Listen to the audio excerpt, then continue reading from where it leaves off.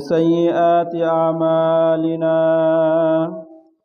من يهده الله فلا مضل له ومن يضلل فلا هادي له ونشهد أن لا إله إلا الله وحده لا شريك له ونشهد أن سيدنا وسندنا وحبيب طبيب ربنا ومولانا محمد صلى الله عليه وعلى آله وأصحابه وبارك وسلم أما بعد فأعوذ بالله من الشيطان الرجيم بسم الله الرحمن الرحيم سبحان الذي أسرى بعبده ليلا من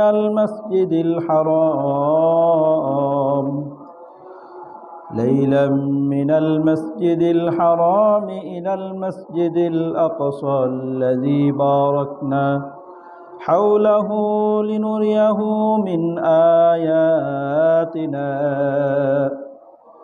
إنه هو السميع البصير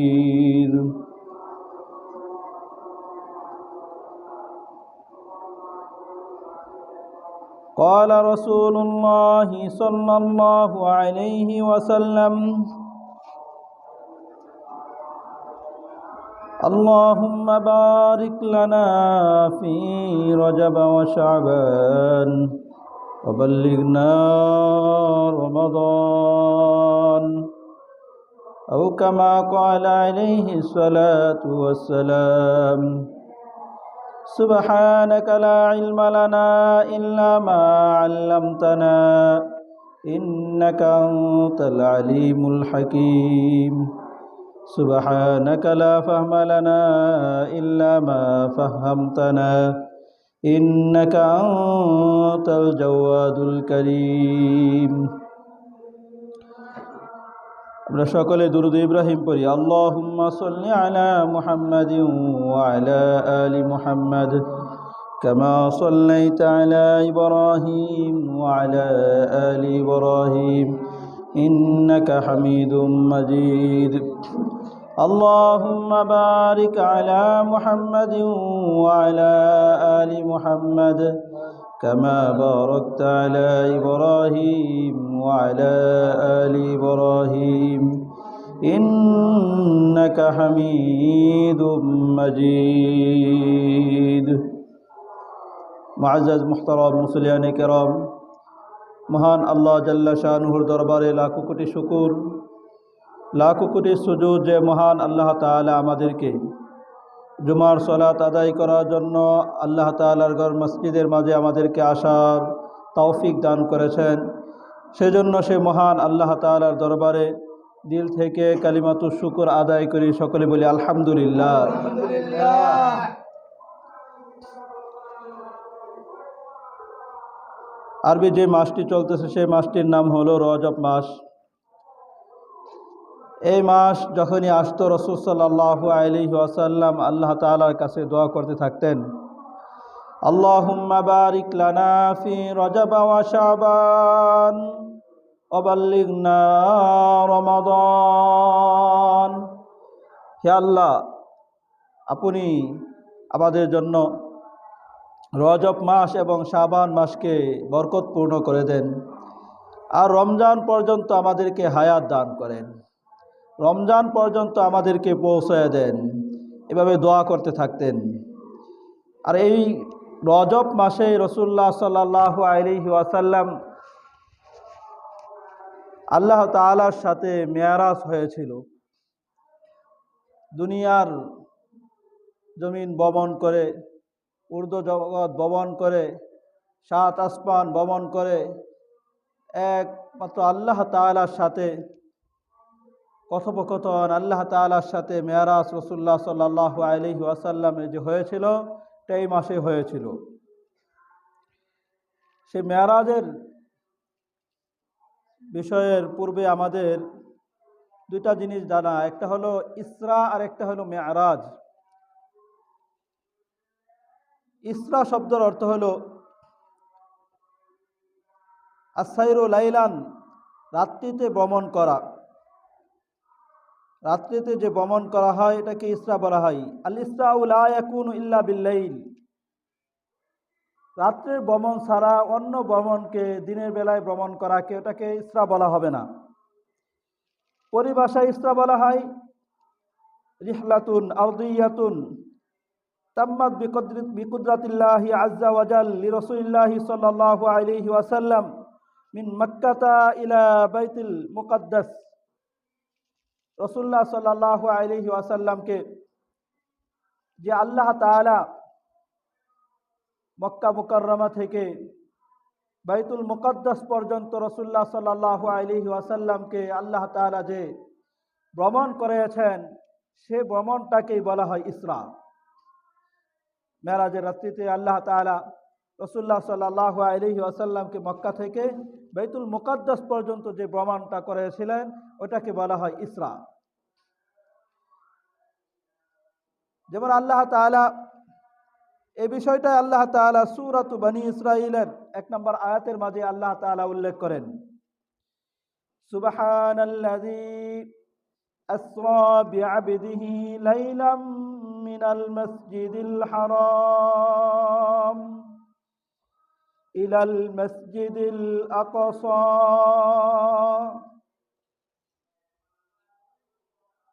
পবিত্র মহান সেই সত্তা যিনি তার বান্দাকে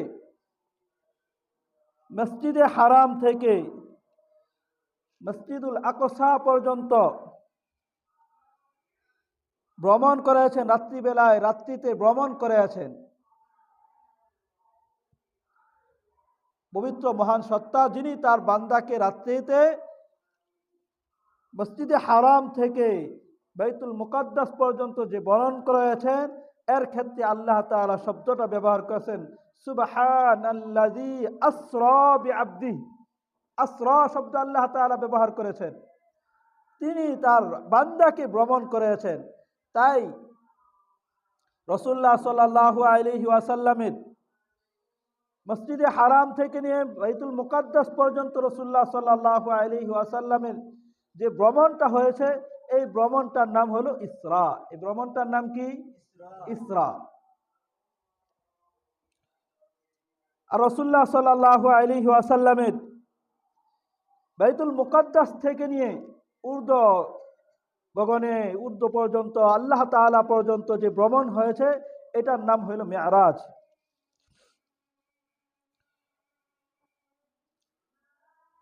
আম্মাল মেরাজ ফাহুয়া রিহলাতুন সামাউইয়াতুন তাম্মাত বিকুদরাতিল্লাহি আজ্জা ওয়াজাল লিরাসূলিল্লাহি সাল্লাল্লাহু আলাইহি ওয়াসাল্লাম মিন বাইতুল মুকাদ্দাস ইলা সামাওয়াতিল আলা সুম্মা ইলা সিদরাতিল মুনতাহা। রাসূলুল্লাহ সাল্লাল্লাহু আলাইহি ওয়াসাল্লাম বাইতুল মুকাদ্দাস থেকে নিয়ে প্রথম আকাশ, দ্বিতীয় আসমান, তৃতীয় আসমান, চতুর্থ আসমান, এইভাবে সপ্তম আসমান, তারপর সিদরাতুল মুনতাহা পর্যন্ত আল্লাহ তাআলার সাথে দিদার পর্যন্ত যে মেরাজ হয়েছে রাসূলুল্লাহ সাল্লাল্লাহু আলাইহি ওয়াসাল্লামের, সেই মেরাজটাকেই বলা হয় ওই ভ্রমণটাকেই বলা হয় মেরাজ। আল্লাহ তাআলা সূরাতুন নাজম এর মাঝে আল্লাহ তাআলা বলেন, ওয়ালাকাদ রাআহু নাজলাতান উখরা ওয়ালাকাদ রাআহু নাজলাতান উখরা। আর তিনি তাকে আরো একবার দেখেছিল। অর্থাৎ আরো একবার কাকে দেখেছিল? জিবরাইল আমিনকে দেখেছিলেন। কোথায়? ইনদা সিদরাতিল মুনতাহা, সিদরাতুল মুনতাহার মাঝে, সেই জায়গায় রাসূলুল্লাহ সাল্লাল্লাহু আলাইহি ওয়াসাল্লাম দেখেছিলেন। সিদরাতুল মুনতাহা কোথায়? সিদরাতুল মুনতাহা হলো সপ্তম আকাশে আরশের ডান দিকে একটি কুল বৃক্ষ বা বড়ই বৃক্ষ আছে, সেইটাকেই বলা হয় সিদরাতুল মুনতাহা, যেই জায়গায় সমস্ত সৃষ্টিকুল, সমস্ত সৃষ্টির সীমা শেষ ওই জায়গায়। তারপরে কি আছে একমাত্র আল্লাহ তাআলাই জানে। ওই সিদরাতুল মুনতাহার পরে কোনো মাখলুকের আর যাওয়ার কোনো অধিকার নাই।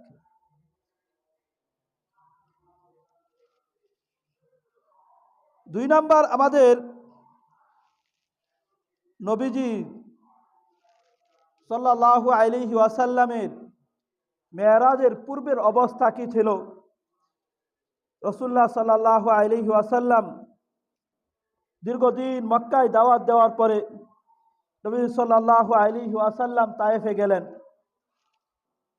সেই জায়গায় গিয়ে রাসূলুল্লাহ সাল্লাল্লাহু আলাইহি ওয়াসাল্লাম নির্যাতনের শিকার হলেন। মক্কার মানুষ রাসূলুল্লাহ সাল্লাল্লাহু আলাইহি ওয়াসাল্লাম যাকে সাদিক সত্যবাদী উপাধি দিয়েছিল, যারা আল আমিন বিশ্বাসী বলে উপাধি দিয়েছিল, যারা রাসূলুল্লাহ সাল্লাল্লাহু আলাইহি ওয়াসাল্লামকে আমানত রাখার মতো একটা স্থান, তারা অন্য তাদের কাফের মুশরিক যারা আছে ভাই আছে তাদের কাছে আমানত রাখতো না, কিন্তু বিশ্বাস করে রাসূলুল্লাহ সাল্লাল্লাহু আলাইহি ওয়াসাল্লামের কাছে আমানত রাখতো। সেই রাসূল সাল্লাল্লাহু আলাইহি ওয়াসাল্লাম যখন তাদের কাছে আল্লাহ তাআলার বাণীগুলা পৌঁছাইতে থাকলেন, দাওয়াত ইলাল্লাহ এর কাজ করতে থাকলেন, আল্লাহ তাআলার বরত্বের কথা তাদের কাছে বলতে থাকলেন, তখন ওই মক্কার কাফের মুশরিকরা রাসূলুল্লাহ সাল্লাল্লাহু আলাইহি ওয়াসাল্লামের বিরুদ্ধে দাঁড়িয়ে গেল। তারা রাসূল সাল্লাল্লাহু আলাইহি ওয়াসাল্লামকে বিভিন্নভাবে, বিভিন্ন কৌশলে, বিভিন্ন পদ্ধতিতে রাসূলুল্লাহ সাল্লাল্লাহু আলাইহি ওয়াসাল্লামকে কষ্ট দিতে শুরু করে। সেই সময় রাসূলুল্লাহ সাল্লাল্লাহু আলাইহি ওয়াসাল্লাম যখন দেখলেন মক্কার এই সমস্ত লোকেরা আমার কথাগুলা শুনছে না, আল্লাহ তাআলার বাণীগুলা তারা শুনছে না, তারা এগুলাকে গ্রহণ করছে না, তাই রাসূলুল্লাহ সাল্লাল্লাহু আলাইহি ওয়াসাল্লাম তায়েফে যান। তায়েফে যখন যান, এই বিষয়টা রাসূলুল্লাহ সাল্লাল্লাহু আলাইহি ওয়াসাল্লামের বিবি আয়েশা রাদিয়াল্লাহু তাআলা আনহা, তিনি রাসূলুল্লাহ সাল্লাল্লাহু আলাইহি ওয়াসাল্লামকে জিজ্ঞাসা করেন। হাদিসটি এসেছে সহিহ বুখারীর তে এসেছে 3231 নম্বর হাদিস। রাসূলুল্লাহ সাল্লাল্লাহু আলাইহি ওয়াসাল্লামের বিবি আয়েশা রাদিয়াল্লাহু তাআলা আনহা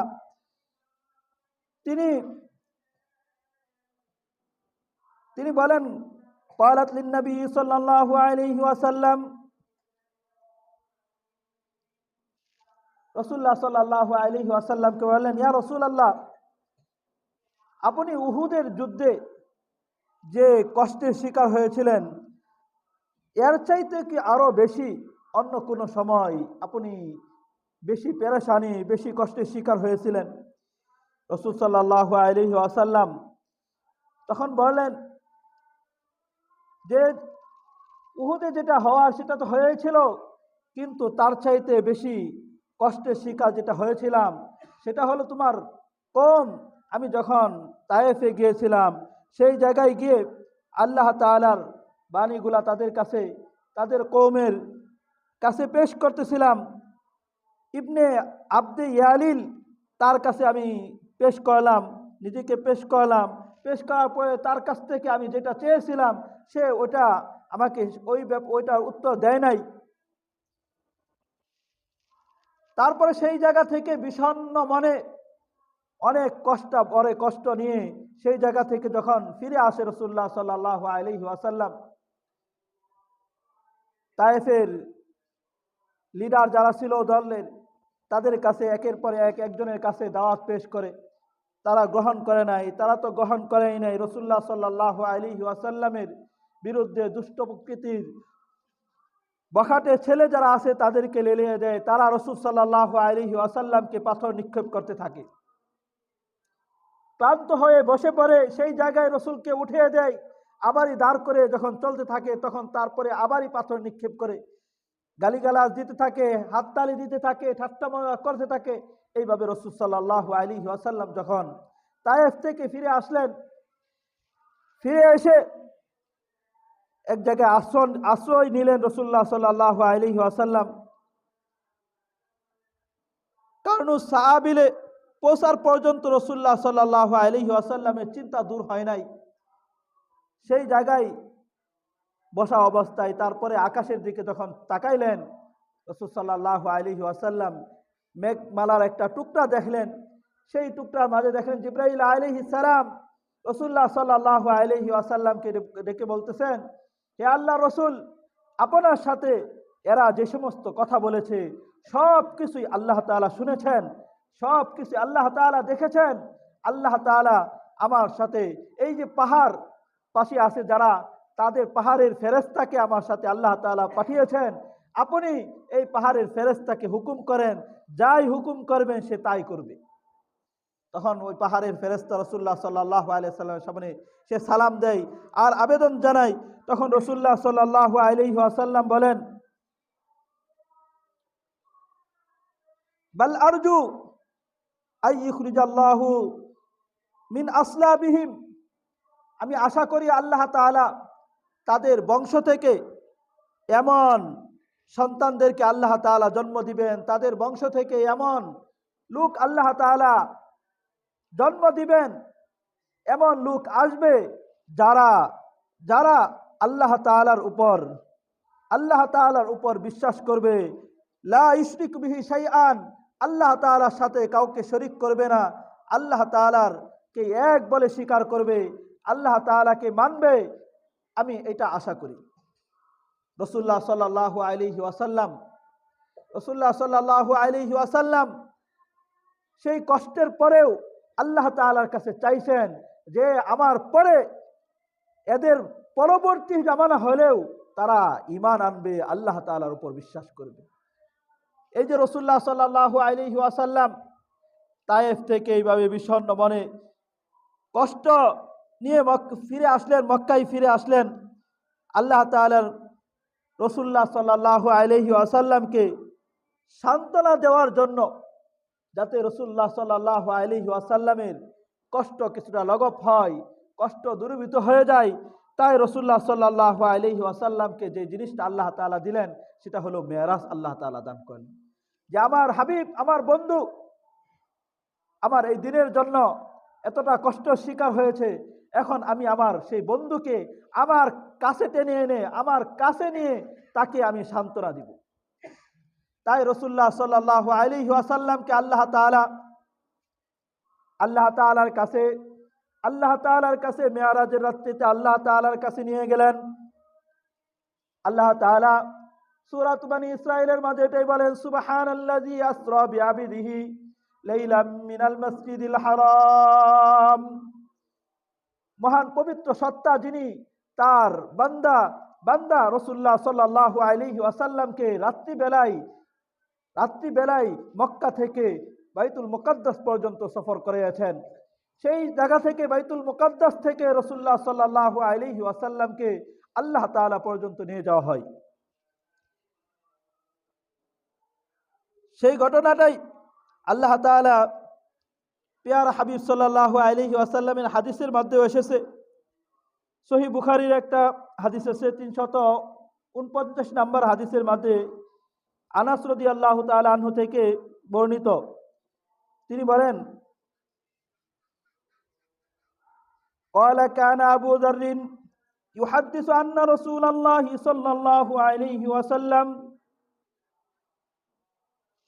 তিনি বলেন রাসূলুল্লাহ সাল্লাল্লাহু আলাইহি ওয়াসাল্লামের সাহাবী আবু যার রাদিয়াল্লাহু তাআলা আনহু তিনি বর্ণনা করেন, ফুরিজা আন সাকফি বাইতি, রাসূল সাল্লাল্লাহু আলাইহি ওয়াসাল্লাম বলেছেন যে আমার মেরাজের রাত্রিতে আমার ঘরে যে ছাদ আছে সেই ছাদটাকে ফাড়া হয়, বিদীর্ণ করে ছাদটাকে ফাঁকা করে সেই জায়গায় ফেরেশতা আসেন, জিবরাইল আমিন আসেন। মুহাদ্দিসিনে কেরাম বলেন যে জিবরাইল আমিন ফেরেশতা তো অন্য কোনো ব্যবস্থা, অন্য কোনো মাধ্যমে সে আসতে পারত, কিন্তু ওই ছাদ এইভাবে করে রাসূল সাল্লাল্লাহু আলাইহি সাল্লামের কাছে আসার কারণ যে আপনার সামনে যে সমস্ত ঘটনাগুলা ঘটবে সবগুলা ঘটনাই আশ্চর্যজনক বিস্ময়কর বিষয়, এই জন্য জিবরাইল আমিন এইভাবে আসেন। এটা বুঝান রাসূলুল্লাহ সাল্লাল্লাহু আলাইহি ওয়াসাল্লামের ছাদকে যখন এভাবে বিদীর্ণ করে আসা হয়, তখন রাসূল সাল্লাল্লাহু আলাইহি ওয়াসাল্লাম বলেন যে আনা বিমাক্কাহ, আমি মক্কার মাঝে ছিলাম। ফানাজালা জিবরাইল আলাইহিস সালাম অবতরণ করলেন। ফাফুরিজা সদরি, আসার পরে আমার বক্ষকেও বিদীর্ণ করেন। জিবরাইল আসার পরে আমার বক্ষকেও বিদীর্ণ করেন, সুম্মা গাসালাহু বিমাই জমজম, তারপরে রাসূলুল্লাহ সাল্লাল্লাহু আলাইহি ওয়াসাল্লামের সিনা চাক করেন। সিনা চাক করার পরে তারপরে রাসূল সাল্লাল্লাহু আলাইহি ওয়াসাল্লামের ওই সিনাকে ভালোভাবে সুন্দরভাবে জমজমের পানি দ্বারা ধৌত করেন।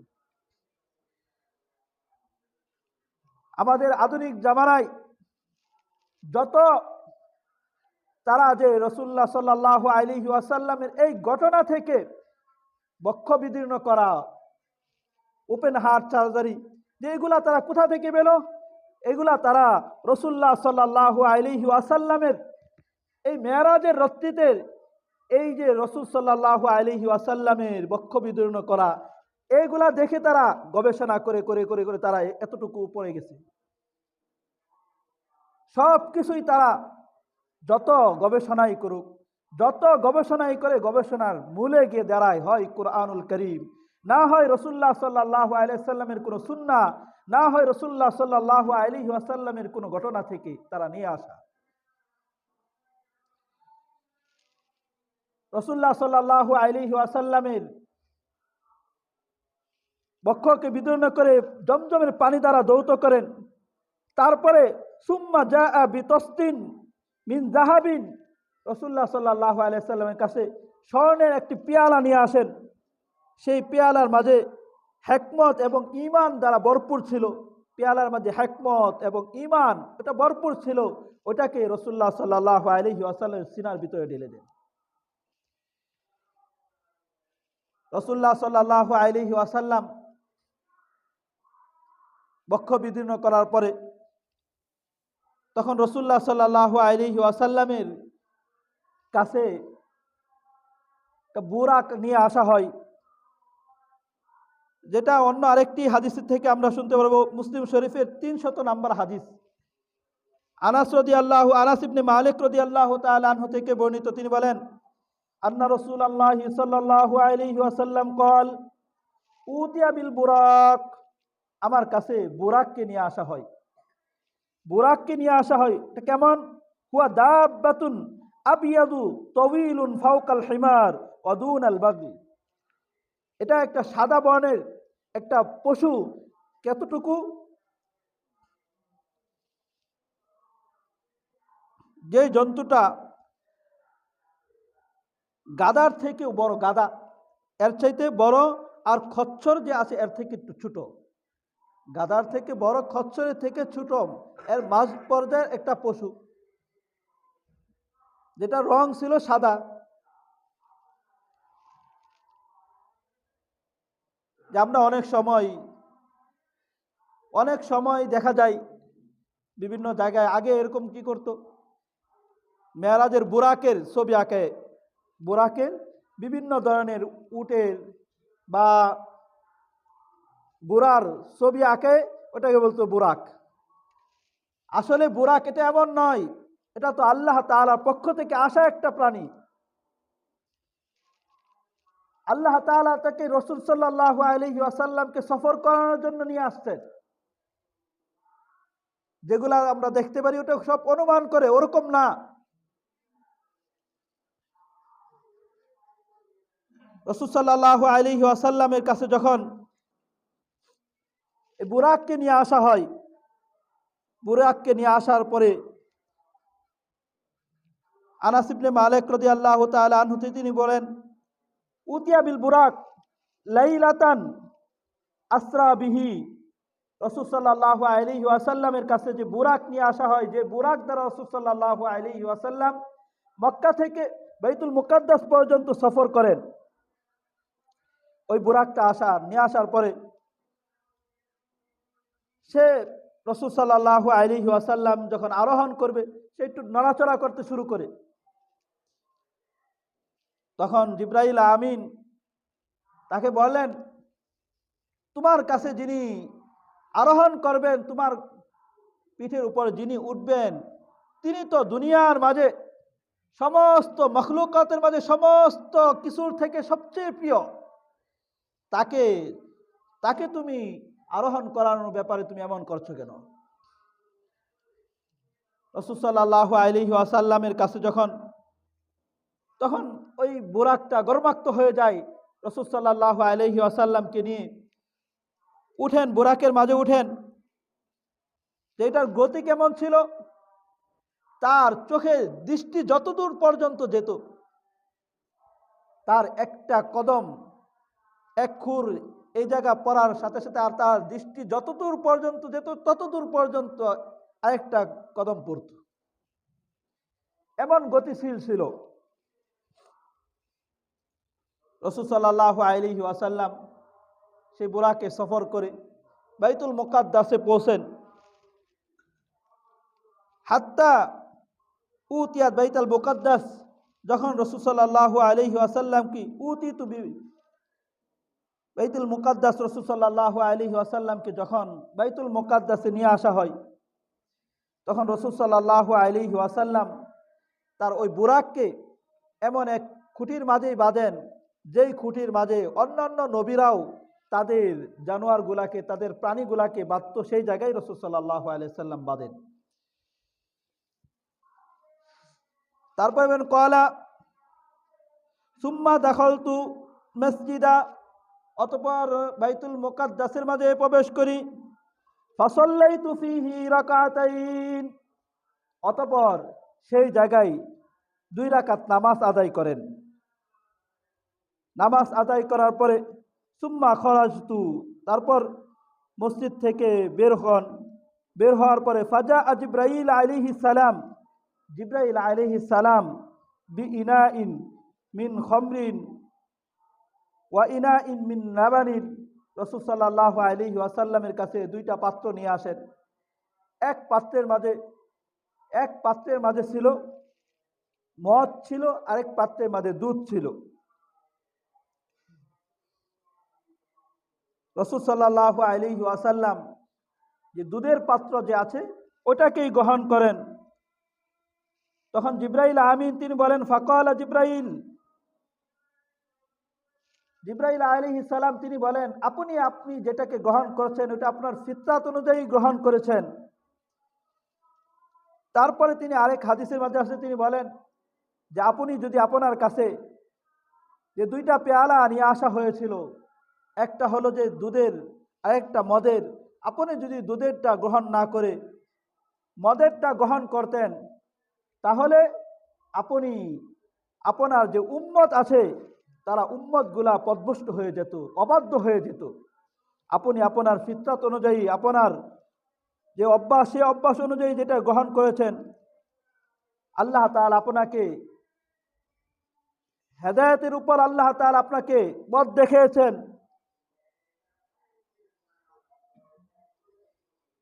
ফাআখাযাল লাবানা, রাসূল সাল্লাল্লাহু আলাইহি ওয়াসাল্লাম দুধকে গ্রহণ করেছেন। ফাকালা জিবরাইল আলহামদুলিল্লাহিল্লাযী হাদাকা, জিবরাইল আলাইহিস সালাম বলেন সমস্ত প্রশংসা সে আল্লাহ তাআলার জন্যই, যে আল্লাহ তাআলা আপনাকে পথ দেখিয়েছেন।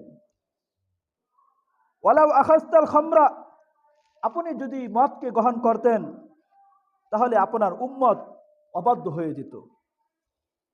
রাসূল সাল্লাল্লাহু আলাইহি ওয়াসাল্লাম যখন বাইতুল মুকাদ্দাসে পৌঁছলেন, বাইতুল মুকাদ্দাসে পৌঁছার পরে সেই জায়গায় যে বুরাককে রাখার পরে ভিতরে ঢুকে নামাজ আদায় করার পরে তারপরে যখন বের হলেন, পাত্র পেশ করা হলো।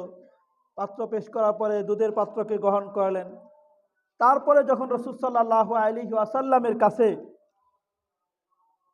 সুম্মা উরিজা বিনা ইলা সামা, রাসূল সাল্লাল্লাহু আলাইহি ওয়াসাল্লামকে আকাশে গমন করার জন্য রাসূলের কাছে সিঁড়ি পাঠানো হয়। রাসূল সাল্লাল্লাহু আলাইহি ওয়াসাল্লাম আর এটার মাধ্যমে রাসূল সাল্লাল্লাহু আলাইহি ওয়াসাল্লাম প্রথম আসমান, দ্বিতীয় আসমান, তৃতীয় আসমান, চতুর্থ আসমান, পঞ্চম আসমান, ষষ্ঠ আসমান, এগুলাকে রাসূল সাল্লাল্লাহু আলাইহি ওয়াসাল্লামে ভ্রমণ করেন। যখন রাসূল সাল্লাল্লাহু আলাইহি ওয়াসাল্লামকে প্রথম আকাশে নিয়ে যাওয়া হয়, তখন জিবরাইল আমিন ফাস্তাফতাহ জিবরাইল আলাইহিস সালাম, জিবরাইল আলাইহিস সালাম প্রথম আকাশের দরজাকে খোলার জন্য অনুমতি বলেন। ফাকিলা মান আনতা, তখন বলা হয়, অনুমতি যখন চাওয়া হয় তখন বলা হয়, আপনি কে? কয়লা জিব্রাইল। জিব্রাইল আলাইহিস সালাম বলে, আমি জিব্রাইল। অকিলা মাম্মা আকা, আপনি যে আসছেন আপনার সাথে কে? কয়লা, তিনি বলেন মুহাম্মদ, আমার সাথে যে আসছে সে মুহাম্মদ। কিলা অকদ বাআসা ইলাইহি, আপনাকে কি তার কাছে পাঠানো হয়েছে? কয়লা বাআসা ইলাইহি, আমাকে তার কাছে পাঠানো হয়েছে। ফাফুতিহা লানা, অতঃপর জিব্রাইল আলাইহিস সালাম এর কথা অনুযায়ী তখন প্রথম আকাশের দরজাকে খুলে দেওয়া হয়। তখন সেই জায়গায় গিয়ে রাসূলুল্লাহ সাল্লাল্লাহু আলাইহি সাল্লাম ফাইজা আনা বি আদম, রাসূল সাল্লাল্লাহু আলাইহি সাল্লাম আদম আলাইহিস সালামকে প্রথম আকাশে দেখতে পান। তিনি রাসূল সাল্লাল্লাহু আলাইহি সাল্লামের জন্য দোয়া করেন, মারহাবা জানানোর পরে দেখেন যে আদম আলাইহিস সালামের সামনে ডানে বামে লোক আছে, আর ডানের দিকে যখন তাকান তখন হাসেন, বামের দিকে যখন তাকান তখন চেহারা মলিন হয়ে যায়। তখন জিজ্ঞাসা করলেন, রাসূল সাল্লাল্লাহু আলাইহি সাল্লাম জিজ্ঞাসা করলেন যে এটা কি কারণে? জিব্রাইল আলাইহিস সালাম বলেন যে তার সামনে যে সমাগম দেখতেছে এগুলো সব আদমের সন্তান। ডান দিকে তাকানোর পরে তিনি হাসেন, কারণ হলো ডান দিকে যাদেরকে দেখেন তারা হলো এরা জান্নাতি, এরা দুনিয়ার মাঝে থেকে ভালো আমল করবে, ভালো আমল করে তারা জান্নাতের দিকে যাবে, এই জন্য তিনি হাসেন। আর বাম দিকে যখন তাকান তার চেহারা মলিন হয়ে যায়, কারণ হলো এইগুলা যাদেরকে দেখে তারা তার সন্তানগুলা এরকম অবাধ্য সন্তান, যারা দুনিয়ার মাঝে থেকে পাপাচার গুনাহ করার কারণে, তারা দুনিয়ার মাঝে অবাধ্য, আল্লাহ তাআলার অবাধ্য থাকার কারণে তারা জাহান্নামের দিকে যাবে। আর আদম আলাইহিস সালাম তার এই সন্তানগুলোকে দিকে তাকে তার চেহারা মলিন হয়ে যায়। রাসূলুল্লাহ সাল্লাল্লাহু আলাইহি ওয়াসাল্লাম প্রথম আকাশ ভ্রমণ করেন, এইভাবে সপ্তম আকাশ পর্যন্ত ভ্রমণ করেন। রাসূল সাল্লাল্লাহু আলাইহি ওয়াসাল্লাম মক্কা থেকে বাইতুল মুকাদ্দাস পর্যন্ত রাসূল সাল্লাল্লাহু আলাইহি ওয়াসাল্লাম নিয়ে যাওয়া হয়। যেই বাইতুল মুকাদ্দাস আমরা সকলেই জানি, যেটা হলো ফিলিস্তিন নামে আমরা চিনি, সকলেই পরিচিত, সেই ফিলিস্তিনের মাঝে এটা অবস্থিত। মুসলমানদের ইবাদতের জায়গা মসজিদ, সেই ইবাদতের জায়গার মাঝে মুসলমান, সেই ফিলিস্তিন তারা মুসলমান হওয়ার পরে মুসলমানরা সেই মসজিদের মাঝে গিয়ে ইবাদত করবে, আল্লাহ তাআলার ঘরে গিয়ে ইবাদত করবে, তা পারে না। সেই গাজাবাসীদেরকে বিভিন্নভাবে তাদের উপর চারদিক থেকে আগুন ধরে দেয়, বিভিন্নভাবে তাদের উপর হামলা, বিভিন্নভাবে বুম মারা, বিভিন্নভাবে তাদের উপর অত্যাচার আর নিপীড়ন যারা করেছে সেই ইহুদি। আল্লাহ তাআলা জালেম যারা আছে তাদেরকে আল্লাহ তাআলা ডিল দেয় কিন্তু ছেড়ে দেয় না। একদিন না একদিন আল্লাহ তাআলা তাদেরকে ধরবে নয়। এদেরকে আল্লাহ তাআলা বিভিন্নভাবে আল্লাহ তাআলা ধরেন।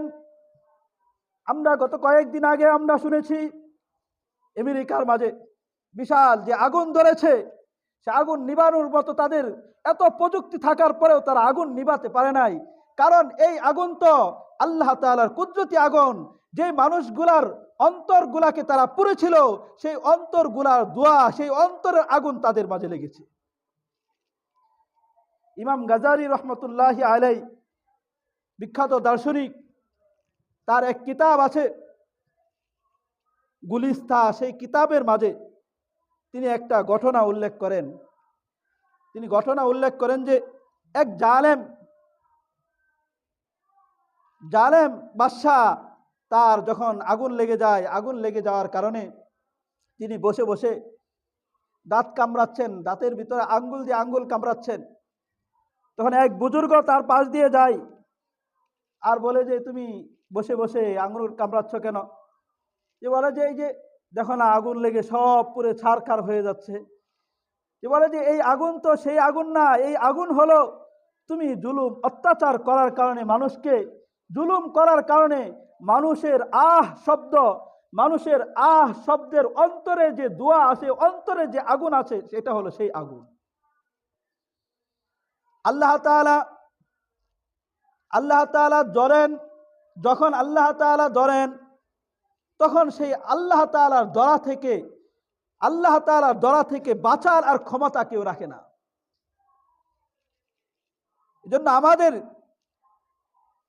যে আমেরিকার মাঝে যে শহরটা যেটা আগুনে জ্বলেছে, ওটা এমন এক শহর যেটা আমরা জানি বেহায়াপনা, অশ্লীলতা সারা দুনিয়ার মাঝে যেই জায়গা থেকে তারা সয়লাভ করে। এর থেকে আমাদের এটাও শিক্ষা নেওয়া উচিত, আমরা মুসলমান, আমরাও যদি এদের মতো, এদের পন্থাকে অবলম্বন করি, আমরাও যদি এদের মতো চলি, আমরাও যদি ওইভাবে বেহায়াপনা, অশ্লীলতাকে ছড়াই আর এগুলার মাঝে আমরাও লিপ্ত হই, তাহলে হইতে পারে আল্লাহ তাআলা আমাদেরকেও, আল্লাহ তাআলা বিভিন্ন আযাব দ্বারা, বিভিন্ন শাস্তি দ্বারা, বিভিন্ন পেরেশানির দ্বারা, বিভিন্ন মুসিবতের দ্বারা, বিভিন্ন বিপদ আপদের দ্বারা আমাদেরকেও ধরতে পারে। আর আমি আর আপনি এইভাবে বিভিন্ন গুনাহের অবস্থায়, অশ্লীলতার অবস্থায় এইভাবে মত্ত থাকি। অনেক সময় শোনা যায়, অনেক সময় দেখা যায় যে গান বাজাচ্ছে, গান চালাচ্ছে, আর ওই অবস্থায় নাচতেছে, ওই অবস্থায় আল্লাহ তাআলার মৃত্যু চলে আসে, তার হায়াত শেষ হয়ে যায়, ওইভাবে চলে যায়। অনেক আছে, অনেক দৃষ্টান্ত এরকম আছে। আমার আপনার মৃত্যু ওই সময় আসবে না, আমার আপনার মওত ওই সময় আসবে না, কে বলতে পারে? ওই সময় আমার হায়াত শেষ হয়ে যায়, ওই সময় যদি আমার মৃত্যু চলে আসে, তাহলে আমি কি অবস্থায়, কি পরিস্থিতিতে আমি আল্লাহ তাআলার সাথে আমি সাক্ষাৎ করার জন্য যাচ্ছি, কি অবস্থা নিয়ে আমি কবরের দিকে রওনা হচ্ছি। আল্লাহ তাআলা আমাদের সকলকেই এই সমস্ত ঘটনা থেকে শিক্ষা নেওয়ার, আমাদের সকলকে সচেতন হওয়ার তৌফিক দান করে। সকলে বলি আমিন। ওয়া আখির দাওয়ানা আলহামদুলিল্লাহি রাব্বিল আলামিন। ওয়া মা আলাইনা ইল্লাল বালাগ। যারা সুন্নত পড়ে নাই কবলাল জুমা 4 রাকাত সুন্নত পড়ে নি।